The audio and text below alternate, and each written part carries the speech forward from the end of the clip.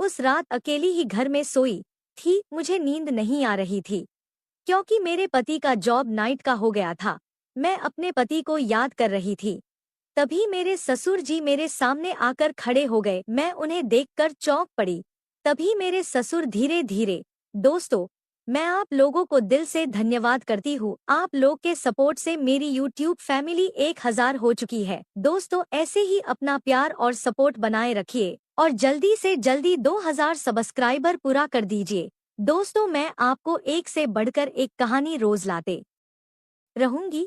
दोस्तों, आगे की कहानी सुनाती हूँ। पर दोस्तों, अभी भी जो लोग चैनल को सब्सक्राइब नहीं किए हो, जल्दी से कर दीजिए और वीडियो को लाइक करके मेरा सपोर्ट कर दीजिए। चलिए सुनाती हूँ आपको आज की इंटरेस्टिंग कहानी। सुहानी रात थी। चांद की रोशनी खिड़की से कमरे में आ रही थी। कमरे में मन प्रकाश फैला हुआ था। चारों ओर शांति थी, लेकिन उस शांति में भी एक अजीब सी बेचैनी थी। दिव्या बिस्तर पर बैठी हुई थी। उसकी आंखों में नींद नहीं थी।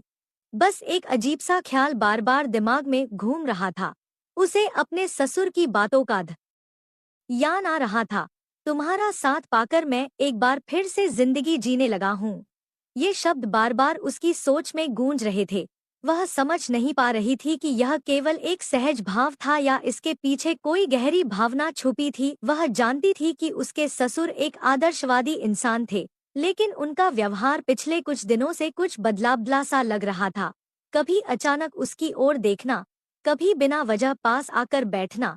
फिर एक दिन जब वह अकेली थी, उसके ससुर ने उसके कंधे पर हाथ रखा और कहा, दिव्या, तुम मेरे जीवन की एक नई उम्मीद हो। वह समझ नहीं पा रही थी कि इस वाक्य का क्या मतलब था। क्या यह केवल एक ससुर की अपनी बहू के प्रति स्नेह का इजहार था या फिर इसके पीछे कोई और भावना थी। दिव्या के मन में कई सवाल उठ रहे थे। वह जानती थी कि यह स्थिति बहुत ही नाजुक थी। एक तरफ वह अपने ससुर का आदर करती थी, दूसरी ओर वह अपने पति विक्रम को बहुत प्यार करती थी, जो अभी व्यापार के सिलसिले में बाहर था। उसे समझ नहीं आ रहा था कि वह इस स्थिति को कैसे संभाले। वह सोच रही थी कि अगर वह विक्रम को यह सब बताएगी तो वह क्या सोचेगा। उस रात वह बहुत देर तक सो नहीं पाई। बार बार उसकी आंखों में वही सवाल थे। उसे लगा कि शायद वह कुछ ज्यादा ही सोच रही है, लेकिन उसके दिल की धड़कनें बढ़ती जा रही थी। अगले दिन जब वह किचन में काम कर रही थी, उसके ससुर आकर उसके पास खड़े हो गए और धीरे से कहा, दिव्या, तुमने मेरे जीवन में फिर से रंग भर दिए हैं। दिव्या चौंक कर पीछे मुड़ी। उसने अपने ससुर की आंखों में कुछ अजीब सा देखा। वह कुछ कहना चाह रही थी, लेकिन शब्द उसके होठों पर आकर रुक गए। दिव्या का मन अब और भी ज्यादा अशांत हो गया था। वह हर पल अपने ससुर की बातों को याद कर रही थी। सोच रही थी कि आखिर यह सब क्या है। क्या वह अपने ही मन में कुछ ज्यादा सोच रही है या फिर उसके ससुर की नजरों में वाकई कुछ ऐसा था जिसे वह समझ नहीं पा रही थी। वह चाहती थी कि किसी से बात करे, परंतु वह जानती थी कि यह इतना आसान नहीं था। वह अपनी माँ से भी कुछ नहीं कह सकती थी, क्योंकि वह जानती थी कि उसके घर वाले इसे कभी नहीं समझ पाएंगे। अगले दिन सुबह जब वह नाश्ता बना रही थी, उसके ससुर फिर से किचन में आ गए। उन्होंने कहा, दिव्या, तुम्हारी हाथों की बनी चाय पीने का मन कर रहा है। दिव्या ने धीमे से मुस्कुराते हुए कहा, जी पापा, अभी लाती हूँ। लेकिन उसके हाथ कांप रहे थे। उसने चाय बनाई और उनके सामने रख दी। जब वह जाने लगी तो उन्होंने उसका हाथ पकड़ लिया और कहा, दिव्या, तुम्हें पता है, तुम्हारी मुस्कान में एक अजीब सी कशिश है जो मुझे जीने की उम्मीद देती है। दिव्या का चेहरा लाल हो गया। वह समझ नहीं पा रही थी कि इस पर कैसे प्रतिक्रिया दे। वह कुछ पल चुप रही, फिर धीमे से कहा, पापा, आप ऐसा क्यों कह रहे हैं। उसके ससुर ने हल्के से हंसते हुए कहा, दिव्या, जीवन में कई बार हमें अपने से जुड़ी भावनाओं का एहसास देर से होता है, और जब होता है तब हमें समझ में आता है कि जीवन में कुछ रिश्ते समय से परे होते हैं। यह सुनकर दिव्या की धड़कनें तेज हो गईं। उसे लग रहा था कि उसके ससुर उसके साथ किसी तरह का संबंध बनाने की कोशिश कर रहे हैं। उसने खुद को संभालते हुए कहा, पापा, आप मेरी सासू माँ को बहुत याद करते हैं ना। उन्होंने सिर हिलाते हुए कहा, हाँ दिव्या, लेकिन अब तुम मेरे जीवन में वह खालीपन भर रही हो दिव्या अब खुद को रोक नहीं पाई। उसने धीरे से कहा, पापा, मैं आपकी बहू हूँ और मेरा फर्ज है कि मैं अपने परिवार का ख्याल रखूं। लेकिन वह अपनी बात पूरी नहीं कर पाई। उसके ससुर ने बीच में ही कहा, दिव्या, मैं जानता हूँ, लेकिन तुमसे बात करके दिल को बहुत सुकून मिलता है। दिव्या वहां से निकल आई। उसका दिल बहुत तेजी से धड़क रहा था। वह समझ नहीं पा रही थी कि यह सब कैसे संभाले। उसके मन में एक अजीब सी बेचैनी थी। वह खुद को कमरे में बंद कर लिया। उसने सोचा कि विक्रम को फोन कर सब कुछ बता दे, लेकिन फिर उसे लगा कि कहीं वह गलत तो नहीं कर रही। उसकी आंखों से आंसू बहने लगे। वह जानती थी कि वह एक ऐसी उलझन में फंस गई है जहां कोई सही रास्ता नहीं दिख रहा। वह सोच रही थी कि क्या करे। तभी दरवाजे पर दस्तक हुई। उसके ससुर दरवाजे के बाहर खड़े थे। उन्होंने कहा, दिव्या, क्या तुम मुझसे नाराज हो? दिव्या ने धीरे से दरवाजा खोला और कहा, नहीं पापा, बस थोड़ा परेशान हूँ। उन्होंने उसके सिर पर हाथ रखा और कहा, तुम बहुत समझदार हो दिव्या, मुझे उम्मीद है कि तुम मुझे समझ पाओगी। वह मुड़ी और अपने कमरे में चली गई। वह सोच रही थी कि अब आगे क्या होगा। वह अपने जीवन में इस अजीब मोड़ पर खड़ी थी, जहां उसे कोई रास्ता नहीं सूझ रहा था। उसके दिल में एक तूफान था, लेकिन वह जानती थी कि उसे खुद को संभालना होगा। दिव्या अब पूरी तरह से उलझन में थी। उसे समझ नहीं आ रहा था कि वह इस स्थिति से कैसे निपटे। उसने तय किया कि वह अपने ससुर से दूरी बनाएगी, लेकिन यह करना इतना आसान नहीं था। घर में रहते हुए हर दिन, हर पल उनसे सामना होता था। अगले दिन जब वह काम कर रही थी, उसके ससुर ने उसे बुलाया। दिव्या, मुझे तुमसे कुछ जरूरी बात करनी है। दिव्या का दिल धड़कने लगा। वह चाहती थी कि यह सब खत्म हो जाए, लेकिन उसने खुद को संभाला और कहा, जी पापा, कहिए। उसके ससुर ने धीरे से कहा, दिव्या, मुझे लगता है कि तुम कुछ परेशान हो। मैं नहीं चाहता कि तुम्हें मेरे कारण कोई परेशानी हो। दिव्या ने कहा, पापा, मैं ठीक हूँ, आप मेरी चिंता मत कीजिए। लेकिन उसके ससुर ने उसकी बात को अनसुना कर दिया और बोले, देखो दिव्या, तुम मेरी बहू हो और मैं तुम्हारा ससुर हूँ, लेकिन इसका मतलब यह नहीं है कि हम एक दूसरे से खुलकर बात नहीं कर सकते। दिव्या ने उनकी बात का जवाब देने की बजाय खुद को काम में व्यस्त कर लिया। लेकिन उसके ससुर उसके करीब आ गए और धीमी आवाज में कहा, दिव्या, मैं जानता हूँ कि तुम्हारे मन में या चल रहा है, लेकिन मैं सिर्फ इतना कहना चाहता हूँ कि तुम मुझे गलत मत समझो। मैं तुमसे सिर्फ बात करना चाहता हूँ। दिव्या ने नजरें झुका लीं। उसके ससुर ने कहा, देखो दिव्या, मैं तुम्हें कोई तकलीफ नहीं देना चाहता, लेकिन जब से तुम इस घर में आई हो, मुझे ऐसा लगता है कि मेरा जीवन बदल गया है। तुम मुझे समझती हो, मेरा ख्याल रखती हो, और मैं चाहता हूँ कि हम दोनों एक दूसरे का सहारा बने। दिव्या ने उनकी बात सुनकर कहा, पापा, मैं आपकी बहू हूँ और मेरा कर्तव्य है कि मैं अपने परिवार का ख्याल रखूं। लेकिन उसकी आवाज कांपने लगी, लेकिन हम दोनों के बीच ऐसा कोई रिश्ता नहीं हो सकता जो इन मर्यादाओं से परे हो। उसके ससुर ने एक गहरी सांस ली और कहा, दिव्या, मुझे पता है कि यह आसान नहीं है, लेकिन मैंने अपने जीवन में बहुत अकेलापन सहा है, और अब जब तुम मेरे पास हो, मैं खुद को खुश महसूस करता हूँ। दिव्या की आंखों में आंसू आ गए। उसने सोचा कि वह विक्रम को सब कुछ बता देगी, लेकिन वह जानती थी कि यह इतना आसान नहीं था। अगर उसने विक्रम को बताया, तो परिवार में एक बड़ा बवाल खड़ा हो सकता है। दिव्या ने खुद को संभालते हुए कहा, पापा, मैं आपकी भावनाओं का सम्मान करती हूँ, लेकिन हमें कुछ सीमाओं का पालन करना होगा, ताकि परिवार में कोई गलतफहमी न हो। उसके ससुर ने धीरे से मुस्कुराते हुए कहा, ठीक है दिव्या, मैं तुम्हारी बात मानता हूँ, लेकिन मैं चाहता हूँ कि तुम मुझे गलत मत समझो। दिव्या ने सिर हिलाया और वहां से चली गई। वह सोच रही थी कि अब उसे क्या करना चाहिए। अगले कुछ दिनों तक वह अपने ससुर से दूरी बनाए रखी, लेकिन उसके ससुर ने उसे कई बार पास बुलाने की कोशिश की। वह हर बार एक बहाना बनाकर टाल देती थी। लेकिन एक दिन जब वह अपने कमरे में अकेली थी, उसके ससुर उसके कमरे में आ गए। दिव्या चौंक गई। उसने कहा, पापा, आप यहाँ क्यों आए? उसके ससुर ने कहा, दिव्या, मैं तुमसे एक आखिरी बार बात करना चाहता हूँ। दिव्या ने कहा, पापा, मुझे आपसे कोई बात नहीं करनी है। लेकिन उसके ससुर ने उसकी कलाई पकड़ ली और कहा, दिव्या, मेरी बात सुनो। दिव्या ने खुद को छुड़ाने की कोशिश की, लेकिन उसके ससुर ने उसे जोर से पकड़ लिया। दिव्या घबरा गई। उसने अपने ससुर को धक्का दिया और भागकर बाहर चली गई। वह सीधे अपने कमरे में जाकर दरवाजा बंद कर लिया। उसका दिल जोर जोर से धड़क रहा था। उसे समझ नहीं आ रहा था कि अब क्या करे। उसने फैसला किया कि अब वह और चुप नहीं रहेगी। वह विक्रम को सब कुछ बता देगी, चाहे उसके बाद जो भी हो। वह फोन उठाकर विक्रम का नंबर मिलाने लगी, लेकिन उसके हाथ कांप रहे थे। उसने खुद को शांत करने की कोशिश की और फोन मिलाया। विक्रम ने फोन उठाया। हेलो दिव्या, सब ठीक है?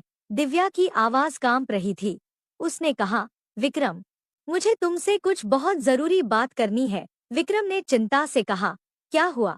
दिव्या ने कहा, विक्रम, यह बात फोन पर नहीं हो सकती। तुम घर जल्दी आ सकते हो? विक्रम ने कहा, ठीक है, मैं ऑफिस से निकलता हूँ। तुम चिंता मत करो। दिव्या ने फोन रखा और गहरी सांस ली। वह जानती थी कि अब यह एक नई शुरुआत होगी, एक ऐसा फैसला जो उसके पूरे जीवन को बदल सकता है। विक्रम के घर लौटने का इंतजार करते हुए दिव्या ने मन ही मन खुद को तैयार किया। चाहे जो भी हो, अब वह सच्चाई का सामना करेगी। वह सोच रही थी कि क्या विक्रम उसकी बात समझेगा, या फिर यह खुलासा उनके रिश्ते में एक और तूफान खड़ा कर देगा। उसकी बेचैनी बढ़ती जा रही थी, और उसी बीच विक्रम की गाड़ी के हॉर्न की आवाज सुनाई दी। उसके दिल की धड़कनें तेज हो गईं। उसने दरवाजा खोला और देखा, विक्रम तेजी से उसकी ओर आ रहा था। विक्रम अंदर आया और दिव्या की घबराहट भरी आंखों को देखकर तुरंत समझ गया कि मामला गंभीर है। उसने कहा, दिव्या, क्या हुआ? तुम इतनी परेशान क्यों लग रही हो? दिव्या ने गहरी सांस ली और कहा, विक्रम, मुझे तुम्हें कुछ बताना है। यह बहुत जरूरी है। विक्रम ने उसकी बात सुनकर उसे ध्यान से देखा। उसकी आंखों में चिंता और प्यार दोनों थे। हाँ दिव्या, बताओ, क्या बात है? दिव्या ने खुद को थोड़ा संयत किया और बोली, विक्रम, पिछले कुछ समय से मैं बहुत परेशान हूँ, और इसका कारण तुम्हारे पापा है। विक्रम ने चौंक कर कहा, मेरे पापा? ऐसा क्या किया उन्होंने? दिव्या की आंखों में आंसू आ गए। उसने कहा, वो मेरे साथ अजीब तरीके से व्यवहार कर रहे हैं। मुझे समझ नहीं आ रहा कि क्या करूं। मुझे डर लग रहा है। विक्रम की आंखें सख्त हो गईं। उसने कहा, दिव्या, साफ साफ बताओ, पापा ने ऐसा क्या किया है? दिव्या ने खुद को संभाला और सब कुछ विस्तार से बताया। वह रो पड़ी और बोली, मैं समझ नहीं पा रही थी कि क्या करूं। तुमसे यह सब कहना भी बहुत मुश्किल था। विक्रम ने गुस्से से भरे स्वर में कहा, यह सब मुझे पहले क्यों नहीं बताया? दिव्या ने कहा, मैं डर गई थी। मुझे लगा कि परिवार में कोई विवाद न खड़ा हो जाए। विक्रम ने गहरी सांस ली। उसकी आंखों में गुस्सा और दुहख दोनों थे। दिव्या, तुमने सही किया कि मुझे बताया। मैं इसे सहन नहीं करूंगा। मैं अभी पापा से बात करूंगा। वह तुरंत अपने पापा के कमरे की ओर बढ़ा। दिव्या पीछे से उसे रोकने की कोशिश कर रही थी। विक्रम, रुक जाओ, प्लीज शांत रहो। लेकिन विक्रम का गुस्सा अब चरम पर था। वह अपने पापा के कमरे में दाखिल हुआ और जोर से दरवाजा बंद कर दिया। उसने कहा, पापा, मुझे आपसे बात करनी है, अभी। उसके पापा ने उठते हुए कहा, क्या हुआ बेटा? विक्रम ने कड़े स्वर में कहा, आपने दिव्या के साथ जो किया, वह मैं बर्दाश्त नहीं करूंगा। आपसे ऐसी उम्मीद नहीं थी। उसके पापा ने थोड़ी घबराहट में कहा, विक्रम, तुम क्या कह रहे हो? मैंने कुछ भी गलत नहीं किया। विक्रम ने गुस्से में कहा, दिव्या झूठ नहीं बोल रही है। पापा, आपने उसे असहज महसूस कराया, और यह बर्दाश्त के काबिल नहीं है। उसके पापा ने बचाव में कहा, विक्रम, मैं सिर्फ उसे समझाना चाहता था। उसे अकेला महसूस हो रहा था। मैंने कुछ गलत नहीं किया। विक्रम ने गुस्से में कहा, यह सब कहना आसान है, लेकिन मैं जानता हूँ कि आप क्या कर रहे थे। अगर आपने फिर से ऐसा किया, तो मैं यह घर छोड़ दूंगा। उसके पापा ने कुछ कहने की कोशिश की, लेकिन विक्रम ने उन्हें रोकते हुए कहा, पापा, आपसे सिर्फ एक अनुरोध है, दिव्या से दूर रहें। दिव्या ने दरवाजे के पास खड़े होकर सब कुछ सुना। उसकी आंखों से आंसू बह रहे थे, लेकिन उसके दिल में एक राहत भी थी कि विक्रम ने उसका साथ दिया।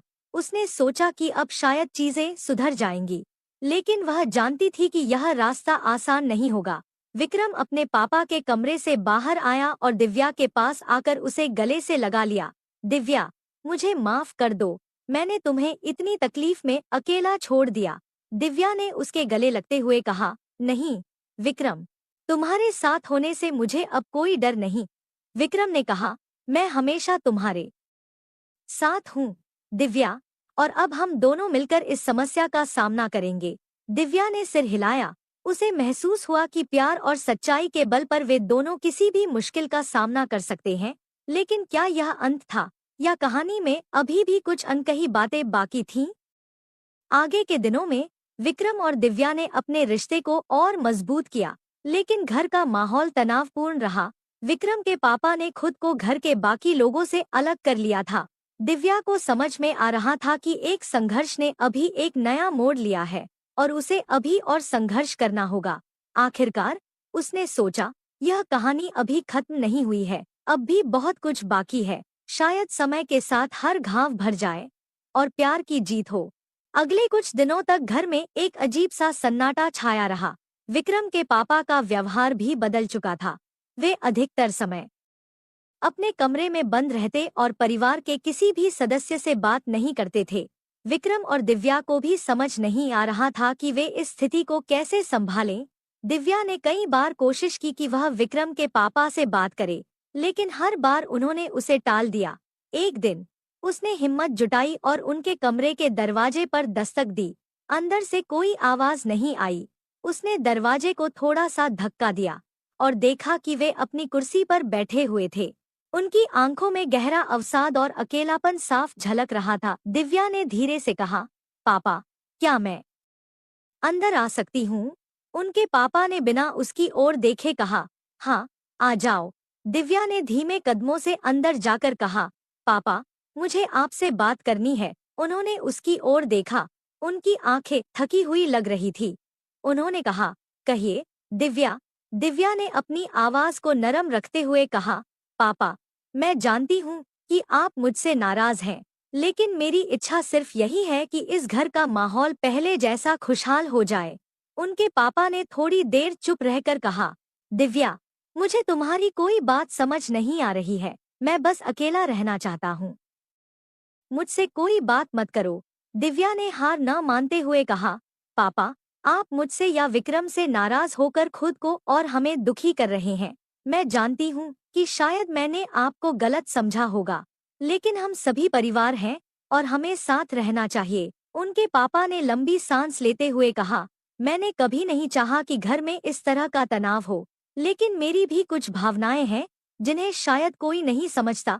दिव्या ने उनकी आंखों में देखते हुए कहा, पापा, हम आपकी भावनाओं को समझने की कोशिश करेंगे, लेकिन आप भी हमें समझिए। मैं चाहती हूँ कि हम फिर से एक परिवार की तरह साथ रहें। उनके पापा की आंखों में कुछ नरमी आई। उन्होंने कहा, दिव्या, शायद तुम ठीक कह रही हो। मुझे भी शायद गलती का एहसास हुआ है। पर दिव्या ने तुरंत कहा, पापा, गलती किससे नहीं होती? हम सब इंसान हैं। हमें माफ करना और एक दूसरे को समझना आना चाहिए। उनके पापा की आंखों में आंसू आ गए। उन्होंने कहा, शायद मैंने तुम्हें गलत समझा, और खुद को भी। दिव्या ने मुस्कुराते हुए कहा, पापा, अगर आप चाहें तो सब कुछ पहले जैसा हो सकता है। हम सब फिर से खुश रह सकते हैं। उन्होंने पहली बार मुस्कुराते हुए कहा, शायद तुम सही कह रही हो दिव्या, मैं कोशिश करूंगा। दिव्या ने खुशी खुशी कहा, धन्यवाद पापा, मुझे यकीन है कि सब ठीक हो जाएगा। उस दिन के बाद से विक्रम के पापा का व्यवहार बदलने लगा। उन्होंने दिव्या से बात करने की कोशिश की और विक्रम से भी अपने रिश्ते को सुधारने का प्रयास किया। धीरे धीरे घर का माहौल फिर से सामान्य होने लगा, लेकिन एक चीज अभी भी बाकी थी, जो दिव्या के दिल में खटक रही थी। वह जानना चाहती थी कि इस सब के पीछे असली कारण क्या था। एक दिन उसने विक्रम से कहा, विक्रम, क्या तुमने कभी सोचा है कि पापा का ऐसा व्यवहार क्यों था? विक्रम ने सिर हिलाते हुए कहा, हाँ दिव्या, मैं भी सोचता हूँ, लेकिन मैंने कभी उनसे पूछने की हिम्मत नहीं की। दिव्या ने कहा, शायद हमें उनसे बात करनी चाहिए, उन्हें समझने की कोशिश करनी चाहिए। विक्रम ने सहमति में सिर हिलाया और कहा, हाँ, हम कोशिश करेंगे, लेकिन शायद हमें थोड़ा समय देना चाहिए। दिव्या ने कहा, ठीक है, लेकिन हम उन्हें अकेला नहीं छोड़ सकते, हमें उनके पास रहना होगा। विक्रम ने उसकी बात मान ली। वे दोनों मिलकर अब एक नई शुरुआत करने की तैयारी में थे, लेकिन उन्हें पता था कि यह यात्रा आसान नहीं होगी।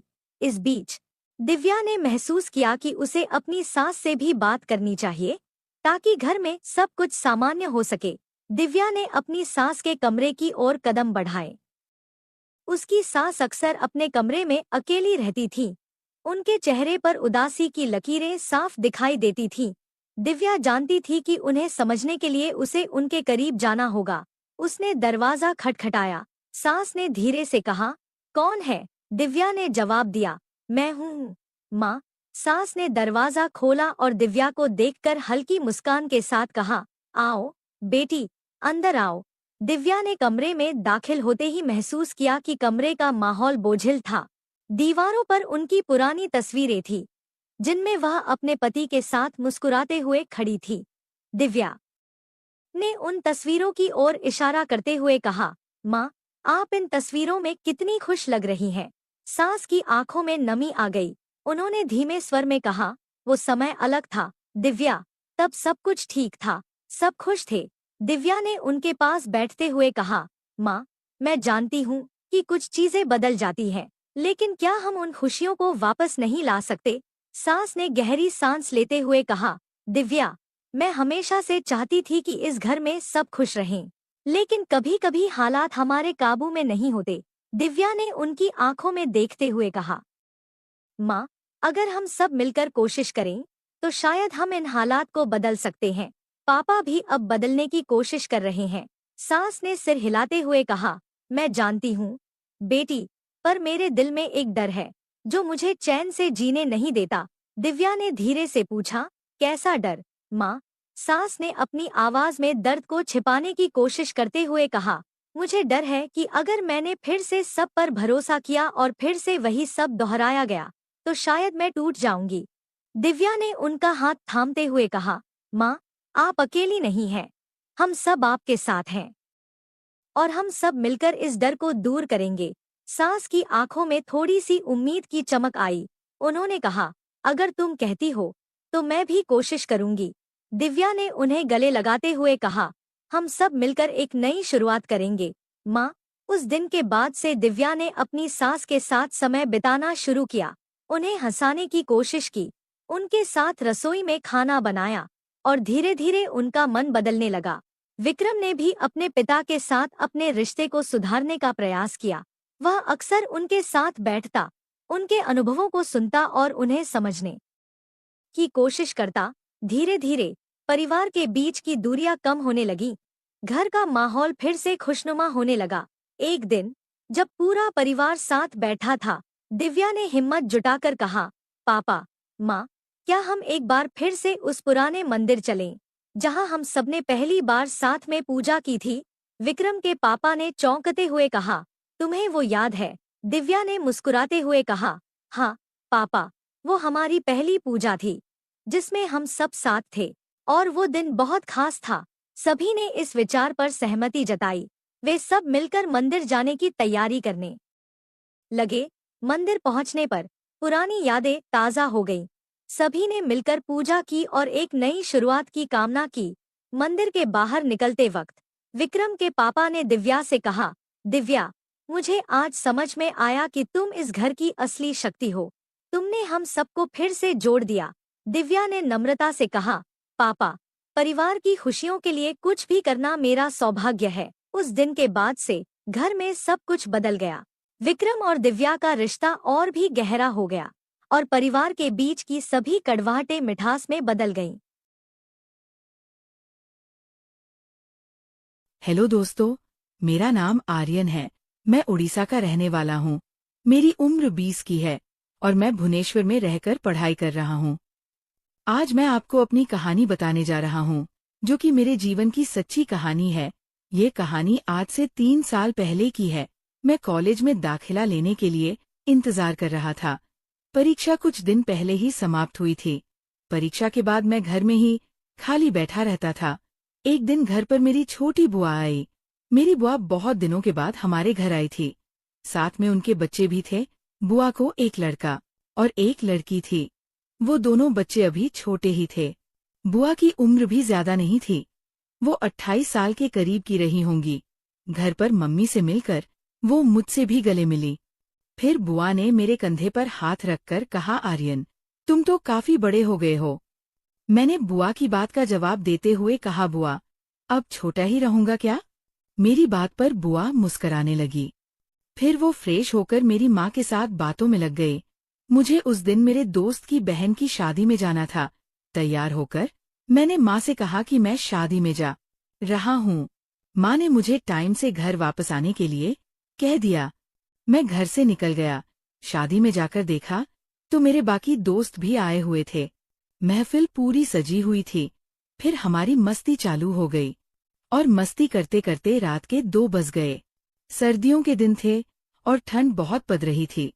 तभी माँ का फोन आया और वो मुझे घर आने के लिए कहने लगी। माँ ने कहा कि उनकी तबीयत ठीक नहीं है। उन्होंने बताया कि पिताजी भी घर पर नहीं हैं और वो दोनों मेरा ही इंतजार कर रहे थे। माँ ने मुझे जल्दी घर पहुंचने के लिए कह दिया। बुआ भी अभी तक सोई नहीं थी और वो लोग मेरा ही इंतजार कर रहे थे। मैं अपने दोस्तों के साथ बाइक लेकर निकल पड़ा। 25 किलोमीटर का सफर था। रास्ते में घना कोहरा छाया हुआ था। बाइक पर बैठे हुए मेरे दांत कंपा रहे थे। जब मैं घर पहुंचा तो पूरा कांप रहा था। मैंने घर के बाहर पहुंचकर बुआ को फोन किया। बुआ ने आकर दरवाजा खोला और मैं जल्दी से अंदर घुस गया। अंदर जाकर मैं सीधा अपने रूम में चला गया। मैंने जूते निकाले और कंबल उठाकर उसमें दुबक गया। मुझे बहुत ठंड लग रही थी। बुआ को शायद मेरी हालत का अंदाजा हो गया था। वो कुछ मिनट के बाद मेरे कमरे में आई तो मैं कांप रहा था। वो कहने लगी, आर्यन, तू तो सर्दी से कांप रहा है। रुक, मैं तेरे लिए चाय बनाकर लाती हूँ। इतना बोलकर बुआ रसोई में चली गई मेरे लिए चाय बनाने के लिए। तब तक मैं कंबल की गर्मी लेकर थोड़ा गर्म हो चुका था। मैं अपने फोन में रील देखने लगा। थोड़ी देर में बुआ चाय लेकर आई। बुआ ने चाय का कप मेरे हाथ में थमाया और पास ही बैठ गई। मैंने दोनों हाथों से कप को पकड़ लिया। गर्माहट मिलते ही थोड़ा सुकून महसूस हुआ। बुआ मुस्कुराते हुए बोली, अब तो तेरी शादी की उम्र हो गई है। कोई लड़की वड़की पसंद है क्या? मैं थोड़ा हंसते हुए बोला, अभी तो पढ़ाई कर रहा हूँ। बुआ, पहले पढ़ाई पूरी कर लूं फिर सोचेंगे। बुआ ने शरारती अंदाज में कहा, अरे, पढ़ाई के साथ साथ दिल लगाना भी जरूरी होता है, नहीं तो लाइफ बोरिंग हो जाती है। मैं थोड़ा शर्माते हुए बोला, ऐसा कुछ नहीं है बुआ, अभी तक तो कोई मिली ही नहीं जो दिल को भा जाए। बुआ ने चाय की चुस्की लेते हुए कहा, चल झूठ मत बोल, तेरी हंसी बता रही है कि कुछ तो है। बता न, कौन है वो? मैंने धीरे से जवाब दिया, बस एक दोस्त है, लेकिन अभी कुछ तय नहीं है। बुआ ने मजाकिया लहजे में कहा, अच्छा, दोस्ती से आगे बढ़ाने का कोई प्लान है या यूं ही टाइम पास कर रहा है? मैंने थोड़ा संजीदा होकर कहा, नहीं बुआ, टाइम पास वाली बात नहीं है, पर अभी फोकस पढ़ाई पर है। बुआ ने सिर हिलाते हुए कहा, अच्छा, अच्छी बात है, पर अगर कोई पसंद हो तो उसे वक्त देना भी जरूरी होता है। फिर हम दोनों चाय पीते पीते देर तक बात करते रहे।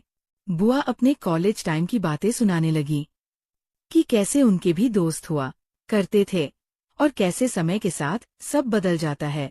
मुझे उनकी बातें सुनकर अच्छा लग रहा था। चाय खत्म होने के बाद बुआ ने कहा, अब सो जा, सुबह देर से उठेगा तो मम्मी डांटेगी। मैंने हाँ में सिर हिलाया और बुआ अपने कमरे में चली गई। उनके जाने के बाद मैं कंबल में दुबक गया। ठंड अब भी थी, लेकिन चाय पीने के बाद शरीर में थोड़ी गर्मी आ गई थी। धीरे धीरे आंखें बंद होने लगीं और मैं गहरी नींद में सो गया। फिर अगली सुबह मम्मी की आवाज सुनकर मेरी नींद खुली। वो किचन में कुछ बना रही थी, साथ ही बुआ से बातें भी कर रही थी। हल्की हल्की धूप खिड़की से अंदर आ रही थी। मैं धीरे धीरे उठकर बैठा, कंबल अब भी मेरे ऊपर था। तभी बुआ कमरे में आई और बोली, चल उठ, कितनी देर तक सोएगा? मम्मी कब से तुझे आवाज दे रही हैं। मैंने अंगड़ाई लेते हुए कहा, बस अभी उठा बुआ। फिर मैं बाथरूम जाकर फ्रेश हुआ और बाहर आया तो देखा कि मम्मी और बुआ साथ में चाय पी रही थी। मम्मी ने मुझे देखते ही कहा, आजा, तेरा भी कप रखा है, पी ले। मैं भी उनके पास बैठकर चाय पीने लगा। घर का माहौल बहुत खुशनुमा था। बुआ के बच्चे खेल रहे थे, पापा अभी तक नहीं लौटे थे और मम्मी सुबह की सफाई और खाना बनाने में व्यस्त थी। थोड़ी देर बाद मम्मी ने कहा, आर्यन, मुझे तेरी नानी के यहाँ जाना है, वहाँ कुछ जरूरी काम है, मैं दोपहर तक लौट आऊंगी। मैंने सिर हिलाते हुए कहा, ठीक है मम्मी, आप आराम से जाओ। बुआ ने भी कहा, हाँ भाभी, आप निश्चिंत रहिए, मैं यहाँ हूं ना। मम्मी तैयार होकर घर से निकल गई और अब घर में मैं, बुआ और उनके बच्चे थे। बुआ किचन में कुछ बनाने चली गई और मैं अपने फोन में लग गया। कुछ देर बाद बुआ किचन से बाहर आई और बोली, आर्यन, नाश्ता लग गया है, आकर खा ले। मैंने फोन रखते हुए कहा, हाँ, आता हूँ बुआ। डाइनिंग टेबल पर नाश्ता लग चुका था, गर्म पराठे, दही और अचार। मैं और बुआ साथ बैठकर खाने लगे। उनके बच्चे भी पास ही बैठकर खेल रहे थे। वैसे कल रात की बात अभी भी दिमाग में घूम रही है, बुआ ने मुस्कुराते हुए कहा। मैंने हैरानी से पूछा, कौन सी बात? अरे वही, तेरी गर्लफ्रेंड वाली, उन्होंने मजाकिया अंदाज में कहा। मैं थोड़ा झेम गया और बोला, अरे बुआ, वो तो बस ऐसे ही, अभी कुछ नहीं है सीरियस। ऐसा है क्या? बुआ ने शरारती अंदाज में कहा, देख, मैं तेरी दोस्त जैसी ही हूँ, मुझसे कुछ भी छिपाने की जरूरत नहीं। अगर सच में कोई है तो बेझिझक बता सकता है। मैंने हल्के हंसते हुए कहा, अभी कुछ नहीं है, लेकिन अगर होगा तो सबसे पहले आपको ही बताऊंगा। बुआ मुस्कुराई, यही बात है, अब ठीक है। हम खाना खा ही रहे थे कि तभी बुआ की बेटी रोने लगी। शायद उसे नींद आ रही थी। बुआ उसे गोद में उठाकर झुलाने लगी और मैं अपना नाश्ता खत्म करने लगा।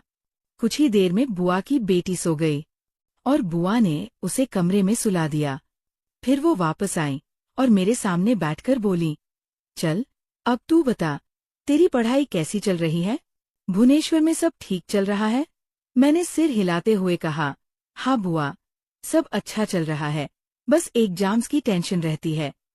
बुआ ने समझाते हुए कहा, देख, टेंशन मत लिया कर, जितना हो सके प्लान करके पढ़ाई कर। और हाँ, सेहत का भी ख्याल रखना। वहाँ हॉस्टल में टाइम से खाना खाता है या नहीं? हाँ बुआ, खा लेता हूँ, लेकिन घर जैसा खाना कहाँ मिलता है? मैंने हंसते हुए कहा, अरे हाँ, घर का खाना तो अलग ही होता है। बुआ ने मुस्कुराते हुए कहा, चल, आज मैं तेरे लिए कुछ अच्छा बनाती हूँ, क्या खाएगा? जो आप बना दें, बुआ, मैंने उत्साहित होकर कहा। बुआ हंस दी और किचन में चली गई और मैं ड्राइंग रूम में बैठकर मोबाइल में रील देखने लगा। थोड़ी देर में घर से हल्के मसालों की खुशबू आने लगी। बुआ सच में कुछ स्पेशल बना रही थी।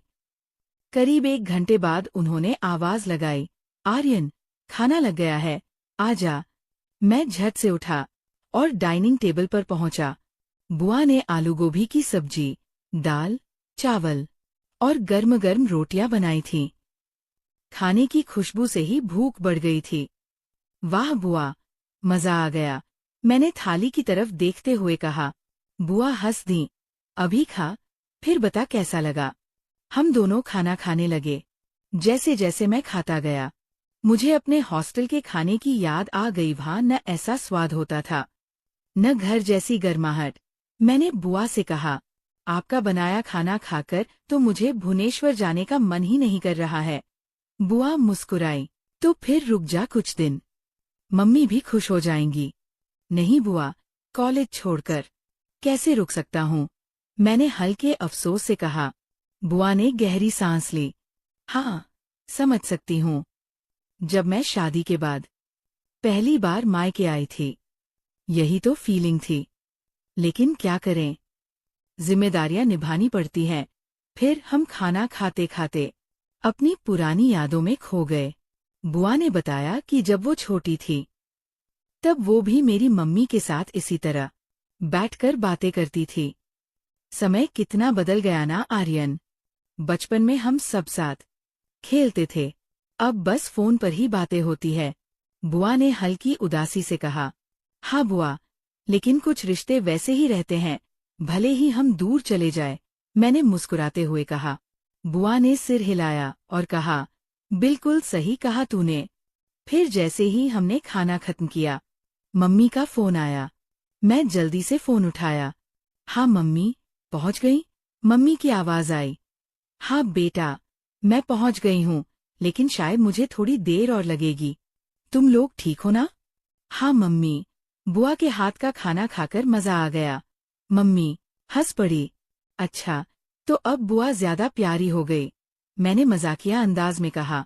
मम्मी ने हंसते हुए कहा, ठीक है, मैं जब निकलूंगी तो बता दूंगी। फोन कटने के बाद बुआ ने कहा, चल अब थोड़ा आराम कर ले, फिर शाम को बाहर टहलने चलते हैं। मैंने हाँ में सिर हिलाया और अपने कमरे में चला गया। लेटते ही मुझे पता ही नहीं चला कब नींद आ गई। करीब 3 घंटे की नींद के बाद मेरी आँख खुली। बाहर से बुआ के बच्चों की खिलखिलाहट सुनाई दे रही थी। मैं उठकर बैठा और कमरे की खिड़की से बाहर देखा। सूरज ढलने लगा था, हल्की ठंडी हवा चल रही थी। मैंने एक लंबी अंगड़ाई ली और कमरे से बाहर आया। बुआ हॉल में बैठी चाय पी रही थी। मुझे देखते ही बोली, अच्छा, साहब जाग गए, नींद पूरी हुई? मैं हंसते हुए बोला, हाँ बुआ, घर की नींद ही अलग होती है। चल, फिर हाथ मुंह धो ले, मैं अभी चाय बना देती हूँ। मैं बाथरूम जाकर फ्रेश हुआ और लौट कर आया। तब तक बुआ ने मेरे लिए भी चाय बना दी थी। हम दोनों हॉल में बैठकर चाय पीने लगे। तो क्या कहते हो, बाहर टहलने चले? बुआ ने पूछा। हाँ, चले ना, वैसे भी शाम की ताज़ी हवा लेने का मजा ही अलग है, मैंने जवाब दिया। बुआ ने अपने बेटे को भी तैयार किया, जबकि उनकी बेटी अब भी सो रही थी। चलो, ज्यादा दूर नहीं चलते, बस गली के मोड़ तक और वापस आ जाएंगे। फिर हम दोनों घर से बाहर निकले। ठंडी हवा लगते ही शरीर में एक ताजगी सी महसूस हुई। सड़क पर कुछ लोग टहल रहे थे, कुछ बच्चे खेल रहे थे और गली के नुक्कड़ पर चाय की दुकान पर कुछ बुजुर्ग बैठे गपशप कर रहे थे। हम धीरे धीरे चलते हुए बातें कर रहे थे। बुआ ने कहा, भुवनेश्वर की भाग दौड़ में तुझे शायद ऐसी शामें कम ही नसीब होती होंगी। बिल्कुल सही पकड़ा बुआ, मैंने हंसते हुए कहा। भुवनेश्वर में हर कोई भाग रहा होता है, किसी के पास फुर्सत ही नहीं होती कि बस यूं ही बेफिक्री से टहला जाए। बुआ ने सिर हिलाया। जिंदगी अजीब होती है, जब हम छोटे होते हैं तो बस बड़े होने की जल्दी रहती है, और जब बड़े हो जाते हैं तो वो मासूमियत और फुर्सत ढूंढते हैं। मैंने सहमति में सिर हिलाया। सच कह रही हो बुआ, कभी कभी तो लगता है कि बचपन सबसे खूबसूरत समय था। बुआ हल्का मुस्कुराई। तेरी मम्मी भी यही कहती है। जब हम दोनों बचपन में साथ खेलते थे, अब हम बातें करते करते सड़क के दूसरे छोर तक पहुंच गए थे। हम दोनों वापस मुड़े और धीरे धीरे चलते हुए घर की ओर बढ़ने लगे। बुआ के चेहरे पर सुकून भरी मुस्कान थी और मैं भी खुद को हल्का महसूस कर रहा था। घर लौटने के कुछ देर बाद हम सब फिर से अपनी अपनी दिनचर्या में लग गए। बुआ अपने बच्चों को संभाल रही थी। तभी अचानक मम्मी का फोन आया। मैंने जल्दी से कॉल उठाई। आर्यन, बेटा, मैं आज रात नानी के यहाँ ही रुकने वाली हूँ। यहाँ कुछ जरूरी काम बाकी रह गया है और इतनी रात को अकेले लौटना सही नहीं लगेगा। मैंने हल्की हैरानी से पूछा, अच्छा, तो पापा कब तक आएंगे? पापा को आने में अभी 1-4 दिन और लग सकते हैं, इसलिए आज रात तुम और बुआ ही घर पर रहोगे। मम्मी की आवाज में हल्की चिंता थी। ठीक है मम्मी, आप चिंता मत करो, मैं और बुआ सब संभालेंगे। मैंने उन्हें भरोसा दिलाया। बुआ भी पास ही खड़ी थी। मैंने जब उन्हें बताया कि मम्मी आज रात घर नहीं आ रही हैं, तो उन्होंने हल्का मुस्कुराते हुए कहा, चलो कोई बात नहीं, वैसे भी मैं यहाँ हूँ, कोई टेंशन की बात नहीं है। बुआ ने रात का खाना बना लिया था। सिंपल दाल, चावल और आलू की सब्जी। हम दोनों ने साथ बैठकर खाना खाया और बातें करने लगे। तो आर्यन, कल क्या प्लान है? तू यहाँ कितने दिन रुकेगा? बुआ ने पूछा। अभी कुछ तय नहीं है, लेकिन ज्यादा दिन तो नहीं रुक सकता।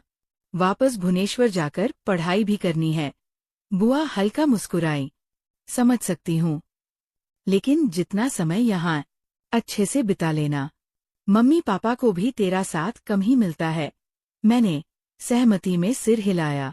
रात के करीब 12 बज चुके थे। बुआ के बच्चे सो चुके थे और पूरा घर एकदम शांत था। मैं अपने फोन में लगा हुआ था। तभी बुआ ने कमरे में झांककर कहा, आर्यन, नींद नहीं आ रही क्या? अभी नहीं बुआ, बस ऐसे ही फोन देख रहा था। अच्छा, तो चल थोड़ी देर बैठकर बातें करते हैं। वैसे भी इतने दिनों बाद तुझसे खुलकर बातें करने का मौका मिला है। बुआ किचन में गई और 2 कप दूध ले आई।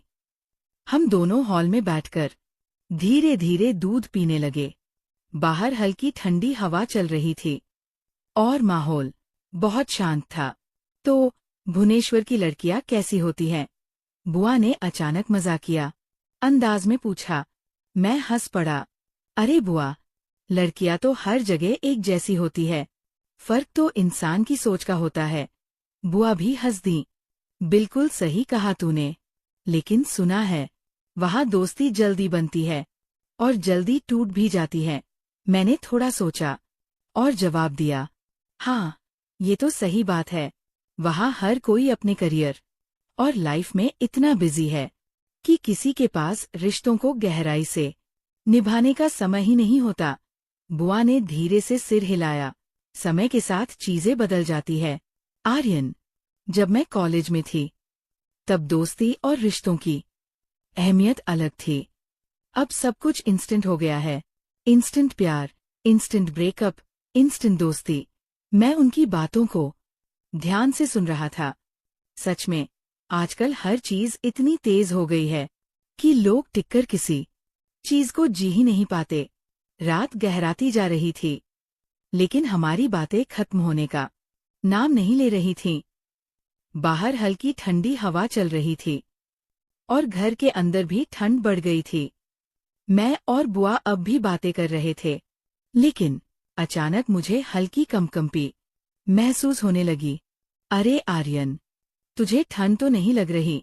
बुआ ने चिंता से पूछा। मैंने सिर हिलाते हुए कहा, नहीं बुआ, बस हल्का अजीब सा लग रहा है। मुझे लगा कि शायद ठंडी हवा लग गई है, लेकिन धीरे धीरे मेरी तबीयत और खराब होने लगी। शरीर में अजीब सी कमजोरी महसूस होने लगी और हल्का सिर भारी लगने लगा। बुआ ने गौर किया कि मेरा चेहरा थोड़ा फीका पड़ गया है। उन्होंने तुरंत उठकर मेरे माथे पर हाथ रखा और बोली, आर्यन, तेरा माथा तो हल्का गर्म लग रहा है, कहीं बुखार तो नहीं आ रहा? मैंने धीमे स्वर में कहा, शायद हाँ बुआ, थोड़ा अजीब महसूस हो रहा है। बुआ घबराई नहीं, बल्कि तुरंत किचन की तरफ गई और गर्म पानी लेकर आई। चल, पहले ये पी ले, फिर तुझे दवाई भी दे देती हूँ। मैंने धीरे धीरे गर्म पानी पिया, जिससे थोड़ा आराम महसूस हुआ। बुआ ने अलमारी से एक दवा निकाली और दी। ये ले, ये बुखार की दवा है, मम्मी ने पहले से रखी हुई थी। ले ले, नहीं तो रात को ज्यादा तबीयत खराब हो जाएगी। मैंने दवा ली और बिस्तर पर लेट गया। बुआ ने मुझे एक और कंबल ओढ़ा दिया और कहा, आराम से लेट जा, मैं यहीं बैठी हूँ। कोई जरूरत हो तो बस बोल देना। दवाई लेने के कुछ देर बाद मुझे हल्की नींद आने लगी, लेकिन मैं अभी भी पूरी तरह सो नहीं पाया था। हल्की रोशनी में मैंने देखा कि बुआ अब भी पास बैठी थी। वो बार बार मेरी ओर देख रही थी, जैसे मेरी तबीयत की निगरानी कर रही हों। मैंने धीरे से कहा, बुआ, आप भी सो जाइए ना, आप भी तो थक गई होंगी। बुआ ने हल्की मुस्कान के साथ कहा, अरे, तुझे देखे बिना कैसे सो जाऊं? तू ठीक रहेगा, तभी मैं चैन से सो पाऊंगी। उनकी बातों में माँ जैसी ममता थी। मैं कुछ कह नहीं पाया, बस हल्का मुस्कुरा दिया। लेकिन बुआ की आंखों में भी अब थकान साफ दिख रही थी। थोड़ी देर बाद शायद उन्हें भी एहसास हुआ कि वो भी काफी थक चुकी है। उन्होंने तकिया ठीक किया और बोली, ठीक है, मैं यहीं तेरे पास बैठकर थोड़ी देर आंखें बंद कर लेती हूँ। लेकिन अगर कुछ भी लगे तो मुझे तुरंत उठा देना। मैंने हल्की आवाज में कहा, ठीक है बुआ। बुआ ने वही बिस्तर पर एक तरफ तकिया रखा और धीरे धीरे लेट गई। कुछ ही देर में उनकी आंखें भी बंद होने लगी। शायद पूरे दिन की थकान और मेरी देखभाल की चिंता ने उन्हें भी थका दिया था। रात गहरी होती जा रही थी। पूरे घर में बस घड़ी की हल्की टिक टिक की आवाज आ रही थी। बुआ मेरे पास लेटी थी। उनकी सांसों की हल्की आवाज सुनाई दे रही थी। इससे एक अजीब सा सुकून महसूस हो रहा था, जैसे कोई अपना पास हो। कुछ ही देर में मैं भी नींद में डूब गया। उस रात न कोई बेचैनी थी, न कोई अकेलापन, बस बुआ का वही अपनापन और देखभाल का एहसास था, जो मुझे एक माँ जैसी ही शांति दे रहा था। रात जैसे तैसे गुजर गई। दवाई का असर हुआ था, जिससे बुखार थोड़ा कम हो गया था, लेकिन शरीर अभी भी थोड़ा भारी लग रहा था। सुबह की हल्की रोशनी खिड़की से अंदर आ रही थी। मेरी आंखें धीरे धीरे खुली तो देखा कि बुआ अभी भी मेरे पास ही सो रही थी। उनका एक हाथ मेरे बिस्तर पर था। शायद रात में मेरी तबीयत देखते देखते ही वहीं सो गई थी। चेहरे पर हल्की थकान झलक रही थी। मुझे याद आया कि उन्होंने रात भर मेरी देखभाल की थी और खुद ठीक से आराम भी नहीं किया था। मैंने धीरे से हिलते हुए उठने की कोशिश की ताकि उन्हें परेशान न करूं, लेकिन मेरी हलचल से बुआ की नींद खुल गई। उन्होंने धीरे से आंखें खोलीं और तुरंत मेरी तरफ देखा। कैसा लग रहा है अब? बुआ ने चिंता भरी आवाज में पूछा। मैंने हल्की मुस्कान के साथ कहा, अब काफी बेहतर महसूस हो रहा है बुआ, बुखार भी कम लग रहा है। बुआ ने हाथ बढ़ाकर मेरे माथे को छुआ और राहत की सांस ली। हाँ, अब बुखार उतरा हुआ लग रहा है, लेकिन तू एकदम ठीक हुआ नहीं है, आराम कर ले। मैंने धीरे से कहा, बुआ, आप भी तो रात भर जागी थी, आपको भी तो आराम करना चाहिए। बुआ हल्का हंसी और बोली, अरे, माँ जैसी हूँ तेरी, तुझे ठीक देखकर ही आराम मिलेगा। ये कहकर बुआ उठकर किचन की तरफ चली गईं और मेरे लिए हल्का गर्म पानी और चाय बना लाई। उन्होंने मुझे चाय देते हुए कहा, इसे पी ले, शरीर को गर्मी मिलेगी, और नाश्ते में कुछ हल्का बना देती हूँ। मैंने चाय का एक घूंट लिया और महसूस किया कि सच में शरीर को राहत मिल रही थी। मैंने बुआ की तरफ देखा और हल्के अंदाज में कहा, बुआ, आपको भी आराम करना चाहिए, आप भी बैठकर चाय पी लो। बुआ मुस्कुराई और बोली, अच्छा बाबा, तेरी जिद के आगे हार गई, मैं भी चाय पी लेती हूँ। हम दोनों चाय पीते पीते सुबह की हल्की फुल्की बातें करने लगे। वो एक सामान्य सुबह थी, लेकिन उस सुबह में एक अलग ही अपनापन था। ऐसा लग रहा था जैसे बुआ के रूप में मुझे माँ की गैर मौजूदगी में वही प्यार और देखभाल मिल रही थी। थोड़ी देर बाद बुआ ने हल्का दलिया और फल काटकर प्लेट में रखे और कहा, ले, पहले ये खा ले, फिर आराम कर लेना। मैंने मुस्कुराकर कहा, बुआ, आप बहुत अच्छी हो। बुआ हंस पड़ी और बोली, अच्छा अच्छा, अब तारीफ करना बंद कर, और धीरे धीरे नाश्ता करने लगा। सुबह का नाश्ता करने के बाद मैं थोड़ा बेहतर महसूस कर रहा था। बुआ अब भी मेरे पास ही बैठी थी, ये सुनिश्चित करने के लिए कि मैं पूरा नाश्ता कर लूं। तभी दरवाजे की घंटी बजी। बुआ ने दरवाजा खोला तो देखा कि मम्मी आ चुकी थी। उनके चेहरे पर हल्की थकान थी, लेकिन जैसे ही उन्होंने मुझे देखा, उनकी आंखों में चिंता साफ झलकने लगी। आर्यन, तू ठीक है ना? मम्मी ने आते ही घबराए हुए स्वर में पूछा। मैंने कहा कि हाँ मम्मी, रात को थोड़ा बुखार आ गया था, लेकिन अब ठीक महसूस कर रहा हूँ। मम्मी ने तुरंत पास आकर मेरे माथे पर हाथ रखा, फिर मेरी हथेलियां पकड़कर कहा, मुझे पता होता कि तेरी तबीयत खराब हो जाएगी तो मैं कभी वहां नहीं रुकती। मम्मी के चेहरे पर अब भी चिंता थी। उन्होंने मेरे माथे पर दोबारा हाथ रखा और फिर गहरी सांस लेते हुए बुआ से पूछा, कल रात क्या हुआ था? इसे अचानक बुखार कैसे आ गया? बुआ ने पानी का गिलास मम्मी की ओर बढ़ाते हुए कहा, भाभी, रात में आर्यन को अचानक ठंड लगने लगी थी। जब मैंने इसे देखा तो इसका माथा गर्म था, लेकिन घबराने वाली कोई बात नहीं थी। मैंने इसे दवा दे दी थी और रात भर इसका ख्याल रखा। मम्मी ने मेरी तरफ देखा और हल्का नाराज होते हुए बोली, तूने मुझे फोन क्यों नहीं किया? अगर तुझे इतनी तकलीफ हो रही थी तो बता सकता था ना? मैंने धीरे से कहा, मम्मी, आप पहले ही नानी के यहाँ बिजी थी। अगर आपको बता देता तो आप और परेशान हो जाती। और फिर बुआ तो थी ही मेरा ख्याल रखने के लिए। मम्मी ने गहरी सांस लेते हुए बुआ की तरफ देखा और थोड़ा भावुक होकर बोली, शीतल, सच कहूं तो तूने जो किया वो मैं भी नहीं कर पाती। अगर यहाँ होती, पूरी रात इसे संभालना तेरा बहुत एहसान रहेगा। बुआ हल्का मुस्कुराई और बोली, भाभी, इसमें एहसान कैसा?